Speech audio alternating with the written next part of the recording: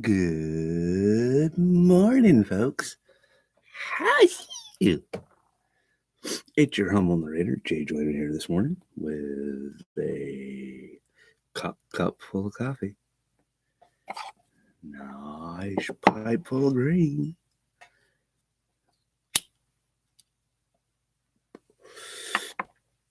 And a head full of nonsense. So let's get right to it. Well, you see, as you all know, I have two wives. And, well, with the way that I argue about Shani, she might as well be my third wife. So, because all three women have something in common. My first ex-wife sits around smokes pot. My second ex-wife, even though she works, when I first met her, sat around and smoked pot. And Shani for Christ sits around and smokes pot. My first wife sits around and collects Social Security and welfare. The second ex-wife, she was sitting around collecting money for doing nothing and then started working and then basically conducted welfare fraud. So, not any better. And Shani for Christ sits around collecting Social Security.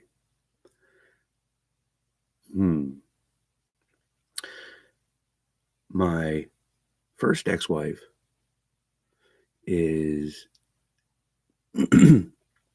was whatever, a deadbeat mom. My second ex-wife didn't want to have any kids and didn't want to watch the kids that were here unless she was getting paid for it. Deadbeat mom. Shani for Christ, a deadbeat mom. Yeah, really, everything's pointing to, maybe Shani should be my third wife. So Shannon, would you like to be the next Mrs. James Joyner? Be the third one. Please. No, not in a million years. Not in 100 years. Not even next week. No. I mean, I'd have to be deaf, dumb, and blind. Maybe that's what's wrong with Rev. He's dumb and blind. That's what's wrong with Rev. He's dumb and blind because seeing the look on his face, you can know he can hear what she's saying.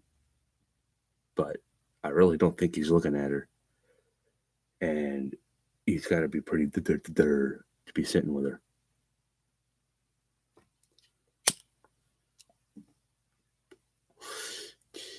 I mean, the other thing that all three women have in common is they're all liars.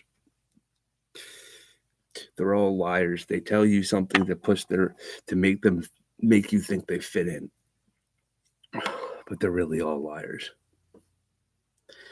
My first ex-wife says that she's a Christian, Bible-believing Christian. But yet her actions have not. No. The second ex-wife, well, she's a two-faced, two-timing whore.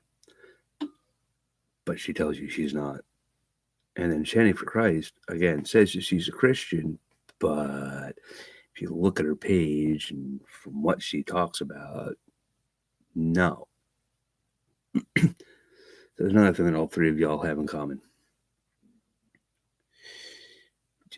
Damn. What is it with you women? I mean, have the women between 28 and 35 like just gone stupid or something? Now, except for the few exceptions of certain women that I know, a lot of women between the ages of 28 and 35 sit around, do nothing, and complain that they should be getting everything. They still live with mommy too.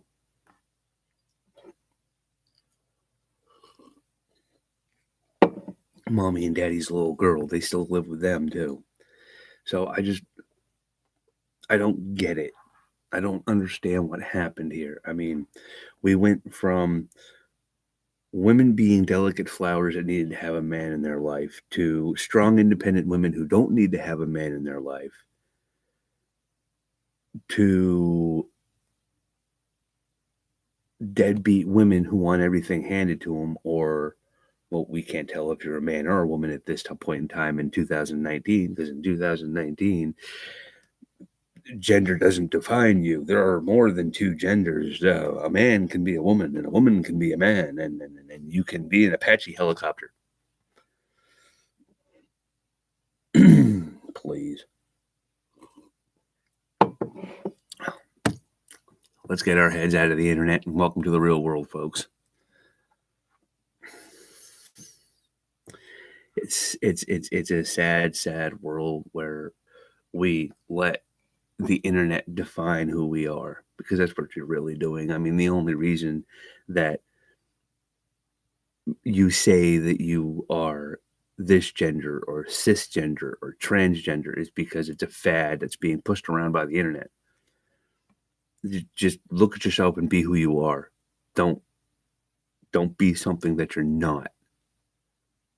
And if you seriously think that you're another gender trapped inside the wrong gender, then go seek the medical help that you need to take care of that. And I'm not talking about going and getting a psychiatrist. I'm talking about if you seriously feel that you need to change from one gender to another, there's a whole slew of medical things that you need to do, along with going for psychological evaluations, to go for changing to be a transgendered person. Don't just wake up one morning and decide that you don't want to be the gender that you are. I'm sorry, that's not how this works.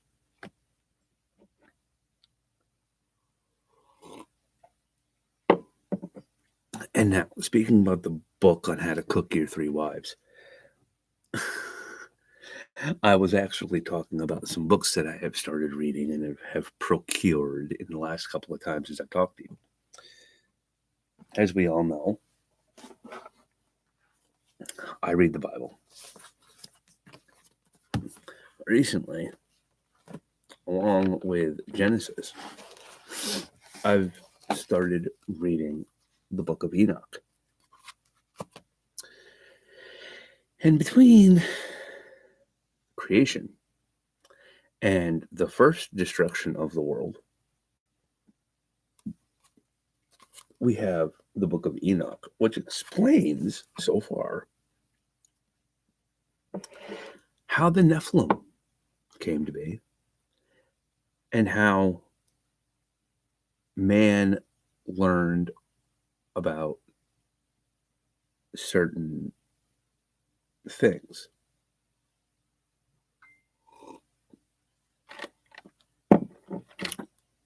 Certain things about, like, how to make stone and how to kill animals for food and how to make hides. Learned from the angels, and how all that transpired and went down in heaven. So far, that's where I've gotten to, because I started reading Genesis chapter 6, and then I started reading the book of Enoch, and it seems in the book of Genesis, of course, you have the creation and whatnot, but like the church doesn't want you to read this, the book of Enoch. The church doesn't want you to pick up the Quran. And if you do, though, it pretty much fills in the gaps between creation and Abraham. Well, the book of Enoch does. The Quran talks about Ishmael, which is Abraham's illegitimate child that he had without waiting for God. That person ran off and is basically the author of the Quran, from what I've learned so far. A lot goes on inside my head, so I don't really have time to sit down and read and soak in this stuff. But it seems that that's what these books are for. To fill in the blanks where whoever put, I mean, we could debate that. Whoever put the Bible together, we can debate that for eons and eons and eons. And I'm not trying that. What I'm trying to say is there's a lot they didn't put in the Bible that was probably taken out of the Bible before this part of the Bible that we have now, was put together. And then the book of Enoch fills in a lot of the gaps in the book of Genesis, which is where we all started from. Ashes to ashes, dust to dust. And so on. So yeah, I've been reading about that and learning more about the religion that is God and Christianity. Even though in today's society, Christianity is not, it's not what it was back as it is defined in the Bible. It is not. Too many denominations, too many upsets. We all just followed God, everything would be cool. Now, the other book that I got was a Dungeon Master's Guide. The Dungeon Master's Guide, I picked it up because I started writing a D&D campaign. Not many of you know this about me. I play video games. And I played, I started off with RPGs, like The Legend of Zelda, Final Fantasy, Star Tropics. I got into Dragon Age, which was all right. But I used to play D&D. I used to play Dungeons and Dragons back when I was a kid, back when when it was still in its infancy, so to speak. Yeah, more of like in its adolescence.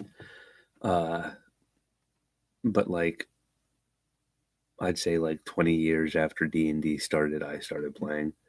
And yeah, I was into it. The idea of taking on the role, just like actors do, of a character and going through a world that's made up by someone. It was cool. Certain aspects of it I just didn't get into.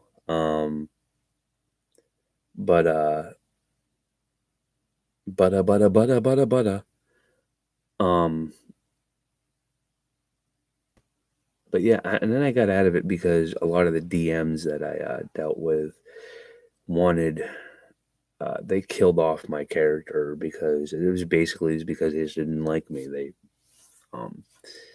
They wanted me to have the worst time in the world, and that's not what Dungeons and Dragons is all about. It's to have fun. It's to connect on a level with friends, with people. It's not about being a dick.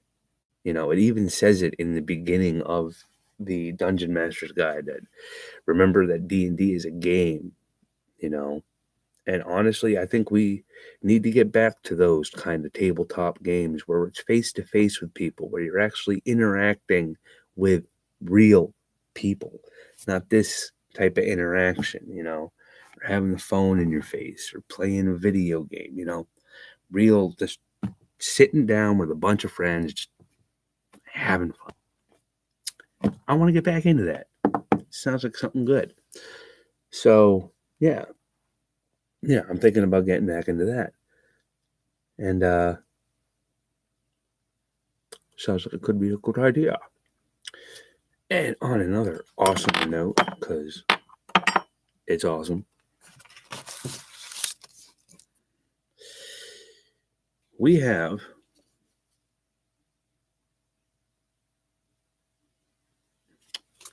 here in my hand the eligibility date for when I can start driving again. You know what that date is? You know what that is right there? That is tomorrow. Tomorrow. I love you. Tomorrow. It's only a day away. Tomorrow I could start driving. Do you know how happy I am about that? Driving? Yes. Oh, so happy. Tomorrow.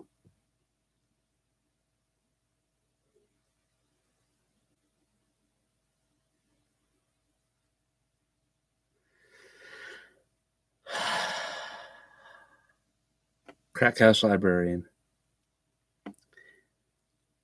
is dropping bombs about the Holocaust. This librarian says, it would cost less to make fake concentration camps, just like they make movie sets look so real. Why do you believe the Holocaust really happened? They make so much money off the lie. Why do I believe the Holocaust really happened? Let me think here. Oh, yeah, because there's ton of books about it happening. There's tons of pictures of the places. There's even a museum dedicated to it. I mean, come on. Okay? There's books of there's records of the Holocaust happening. So you anti-Holocaust people, go line up with the anti-vaxxers and go have fun. Crack House Librarian says, oh, there are a ton of religious books you don't believe either. Why do you have a double standard when it comes to the Holocaust?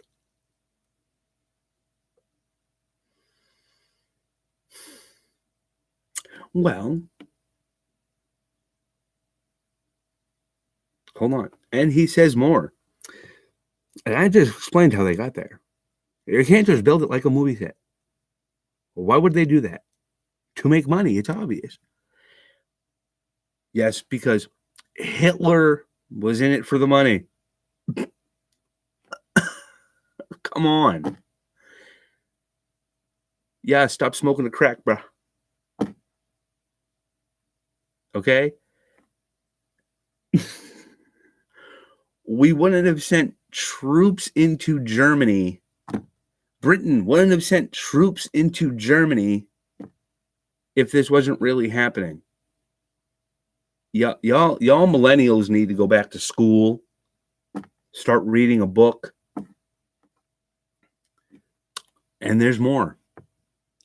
Then you have to call me an anti-vaxxer. I am not an anti-vaxxer, but you're trying to belittle me and trivialize my points. You're heavily propagandized. You're even deluding yourself. No.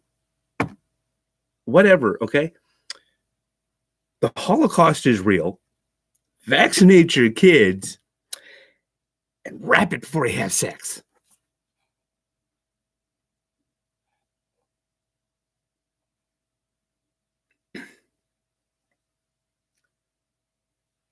Okay.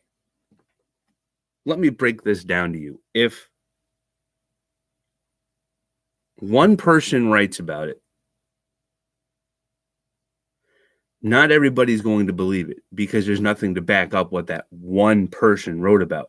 But if you have multiple books that say the same exact thing that are written by different people, how can it be a lie?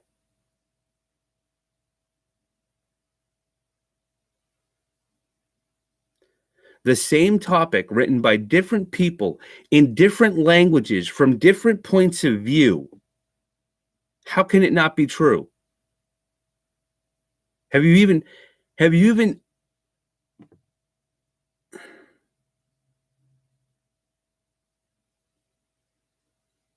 Oh, please. Yes, there are hundreds of books written by different people who enjoy Star Wars, but they don't all say the same exact thing.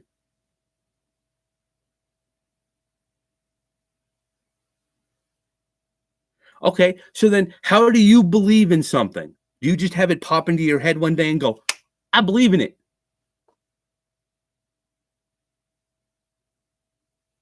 This is what Krakow says. Reading and believing is how you get brainwashed, and it's obvious that you've gone way too far down the rabbit hole. Okay, how do you learn anything if you don't read it? You believe in something if you're convinced that whatever you believe in concordant with the conclusion that you come to about it. Okay, but then how do you learn about anything? Do you read? What do you what do things popping up to do with making a belief? Is that what you do if somebody didn't tell you what to believe? Okay. The reason I believe in God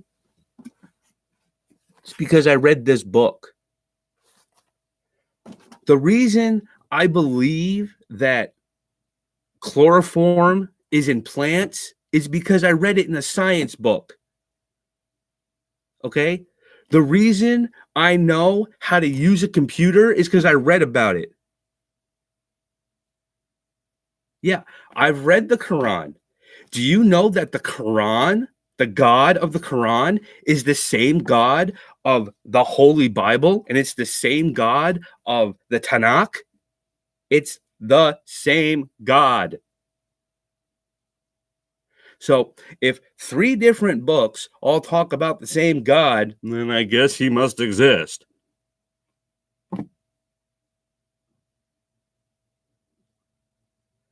Same God, different rules. Yeah, because somebody says, "Oh, believe in God by this and believe in God by that." And in all actuality, the Tanakh and the Holy Bible are the same. So they both believe in the same God. The only difference between the Quran, the Tanakh, and the New Testament of the Holy Bible is Jesus, who, if you actually read it, is God. So they're all talking about following the same God. Same God, different rules, and they both claim that they are true. Both have been stories written about them by other people verifying their accounts. You have no reason to be a Christian. Okay. My reasons for being a Christian are beyond your comprehension. Number one, crack house.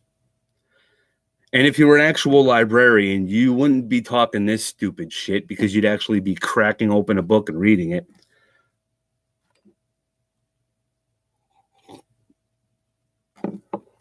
The only reason you're a Christian instead of a Muslim, it's because it's socially accepted. Actually, no. The reason I am a Christian is because I believe in the teachings of Jesus Christ, the Son of God, and because I believe in his deity, his death, and his resurrection, and the fact that he is going to come back. That is why you can call me a Christian. Okay, but I still believe in the God of the Tanakh, the God of the Bible, and the God of the Quran because it's all the same God.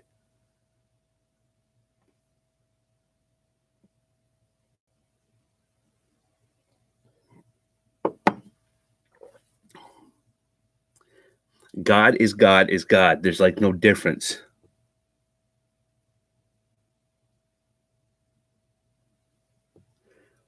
But you believe everything you read. Now, I never said I believed everything I read. If I believed everything I read, I'd be like half of you freaking idiots on the internet believing every single damn thing that people post on the internet. So, Buddhists believe in the harmony of one person. You never made a distinction between things you read and believe and the things you don't believe. How can you tell? Is it just based on whether or not it makes you feel good?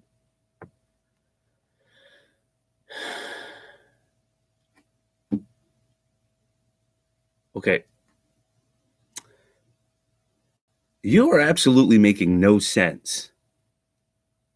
Like, really making no sense at all. To have a belief in something is to sit there and say, this is real, this is true, I believe it. It's not whether or not it makes you feel good. I mean, the fact that I believe that I'm breathing in oxygen doesn't make me feel good.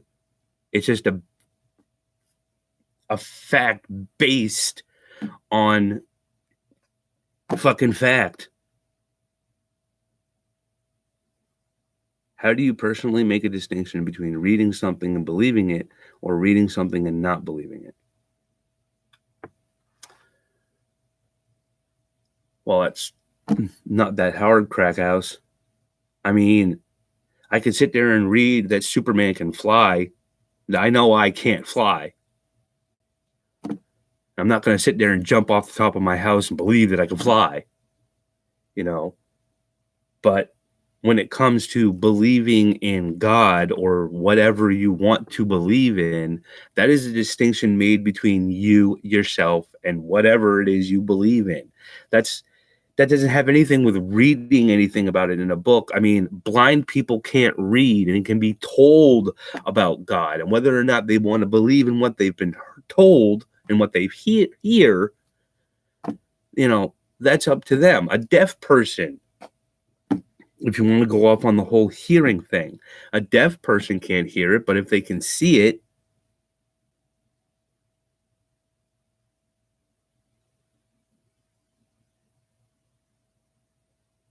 why don't you read? Okay, wait a minute. You can't verify anything about the Holocaust, but you just read and believe it. Why? Why don't you read and believe the anti-Holocaust narrative? The majority of homeless people don't believe it, but you, someone who is further away and not even in Europe, believe that happened. Okay. I'd like to know why you people are pushing this whole anti-Holocaust thing, okay? Because I find that to be hilarious. Let's see. The reason I believe that the Holocaust happened was because I grew up, it's autocorrected to homeless. The vast majority of Polish people do not believe the Holocaust happened. So, because Polish people don't believe it, I guess it didn't happen. Let me think here. We were told about the Holocaust in second grade. We were told about the Holocaust in third grade. We were told about the Holocaust in fourth grade, fifth grade, sixth grade, seventh grade, eighth grade, ninth grade. 10th grade, I went to the Holocaust Museum with the U.S. Navy military and saw the Holocaust Museum, went through it, read everything that they had on it, saw what they had about it, and went walking out there feeling like I didn't want to be a human being anymore because I couldn't believe that humans actually did this to other humans.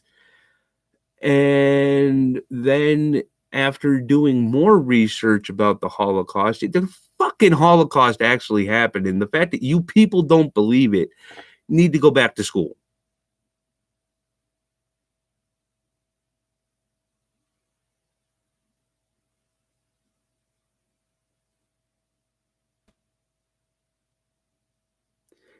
Honestly, Crack House, you need to go smoke more crack.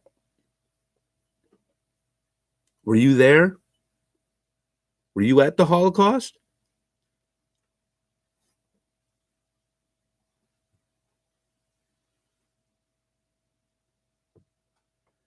What kind of person are you? No, like seriously, no, you're one of these fucking millennial twats who thinks that everything you've been taught is wrong and the world needs to go this way. Go fuck yourself.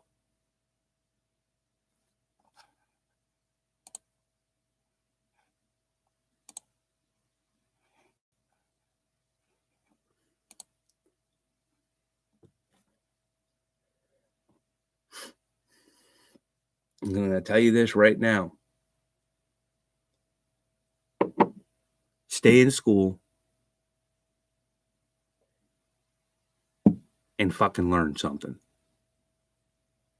Because you kids with this stupid idea that the schools are lying to you need to go jump off a fucking cliff and let the rest of us get educated, because you don't know what you're talking about, because you want to follow all these little internet memes and follow all these little internet Instagram idiots. How about you go learn something? How about you actually go and crack open a written book, not these little digital stupid shits? Go read a real book. Come at me with that crap. I'm too damn old. I went to school. I did my time. I learned what I learned, and I'm still learning today. Just because you people don't want to believe that crap. Whatever. Have a good one. This has been Jay Joyner. Peace, love, God bless.